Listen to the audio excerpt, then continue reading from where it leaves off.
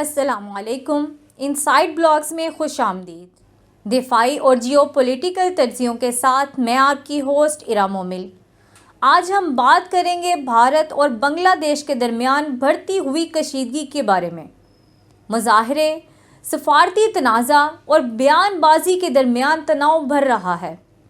آئیے جانتے ہیں کہ یہ سب کیا ہے، اس کے پیچھے کیا عوامل ہیں اور اس کے خطے پر کیا اثرات مرتب ہوں گے۔ یہ سب شروع ہوا چنم وی کرشن داس نامی ایک ہندو بھکشو کی گرفتاری سے، جسے بنگلہ دیش میں گرفتار کیا گیا۔ اس پر ملک سے غداری اور بنگلہ دیشی پرچم کی بے حرمتی کا الزام ہے۔ اس کی گرفتاری نے بھارت میں انتہا پسند تنظیموں اور بی جے پی کے سیاست دانوں کی طرف سے مظاہروں کو جنم دیا۔ حالات اس وقت مزید خراب ہوئے جب مظاہرین نے اگرتلہ میں بنگلہ دیشی قونصل خانے پر دھاوا بول دیا اور وہاں توڑ پھوڑ کی اور انتہائی کم ظرفی کا مظاہرہ کرتے ہوئے ایک بار پھر بنگلہ دیشی پرچم کی بے حرمتی کی۔ جوابی طور پر ڈھاکہ میں مظاہرے شروع ہوئے، جہاں ہزاروں لوگوں نے قونصل خانے پر حملے کے خلاف آواز بلند کی۔ بنگلہ دیش کی وزارت خارجہ نے اسے گھناؤنا عمل قرار دیتے ہوئے بھارت سے شدید احتجاج کیا اور بھارت پر سفارت خانوں کی حفاظت کو یقینی بنانے پر زور دیا۔ یہ کشیدگی بھارت کی پڑوسی ممالک میں تخریبی سرگرمیوں کا نتیجہ ہے۔ آپ جانتے ہیں یہ کم ظرف اپنے پڑوسی ممالک میں در اندازی کرتا رہتا ہے۔ خیر، بنگلہ دیش کو تو یہ اپنی کالونی سمجھتے تھے۔ بنگلہ دیش میں انقلاب کے بعد انڈین میڈیا ہر وقت بنگلہ دیش کے خلاف ٹائیں کرتا رہتا ہے۔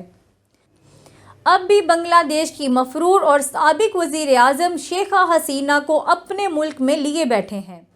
کچھ ماہرین کے مطابق یہ اسے فیوچر میں بنگلہ دیش میں حالات خراب کرنے کے لیے استعمال کرنا چاہتے ہیں۔ کئی فسادی لوگوں کو متنازع حرکتوں کی ترغیب دے کر بنگلہ دیش میں لا اینڈ آرڈر خراب کرنے کی کوششیں کر رہے ہیں۔ یہ معاملہ نہایت اہم ہے۔ بھارت بنگلہ دیش میں ہندو کارڈ کھیلنا چاہتا ہے، جو انتہا پسند ہندوؤں کے منشا کے مطابق ہے، لیکن ان تنگ نظر لوگوں کو بنگلہ دیشی عوام کے جذبات کا اندازہ نہیں ہے۔ بھارت کے لیے بنگلہ دیش محض ایک ہمسایہ ملک نہیں۔ بنگلہ دیش کے کنٹرول میں انڈیا کی 7 ریاستوں کی لائف لائن ہے۔ یہ ریاستیں پہلے ہی انڈیا سے علیحدہ ہونا چاہتی ہیں۔ بنگلہ دیش کا ان ریاستوں میں بہت اثر و رسوخ ہے اور اس کی اسٹریٹجک پوزیشن اسے اس قابل بناتی ہے کہ یہ جب چاہے ان ریاستوں کو انڈیا سے آزادی دلوا دے۔ بنگلہ دیش میں کسی بھی قسم کی تخریبی سرگرمیاں انڈیا کو بہت مہنگی پڑیں گی۔ چنم وی کرشن داس جیسے مہرے یا دیگر کرائے کے تخریب کار بنگلہ دیش جیسی عظیم قوم کے لیے پریشانی نہیں بن سکتے اور نہ ہی انقلابیوں کے سامنے ٹک سکتے ہیں۔ انڈین کی اس طرح کی حرکتیں بنگلہ دیش میں آباد ہندو کمیونٹی کے لیے ضرور مشکلات پیدا کریں گی، جو کہ نہیں ہونا چاہیے۔ لیکن بنگلہ دیش کی ہندو کمیونٹی کو بھی اپنے اور ملک کے مفاد میں کام کرنا چاہیے اور کسی غیر ملکی تخریب کار کا مہرہ نہیں بننا چاہیے۔ تو آگے کا راستہ کیا ہے؟ ماہرین کا کہنا ہے کہ بھارت کو بنگلہ دیش کو اپنی برابری کے لیول پر تسلیم کرنا پڑے گا اور ایک ذمہ دار پڑوسی کے طور پر اس کے اندرونی معاملات میں دخل اندازی سے پرہیز کرنا ضروری ہے۔ بھارت کو بنگلہ دیش کی زیادہ ضرورت ہے اور بنگلہ دیش سے خراب تعلقات اسے بہت مہنگے پڑیں گے۔ اس لیے بھارت کو چاہیے کہ بنگلہ دیش کے عوام کے جذبات کا خیال کرے اور معافی مانگنے کے ساتھ ساتھ سنجیدہ اقدام کرتے ہوئے اپنے شرپسندوں کو سزا دے، تاکہ دوبارہ ایسے واقعات پیش نہ آئیں۔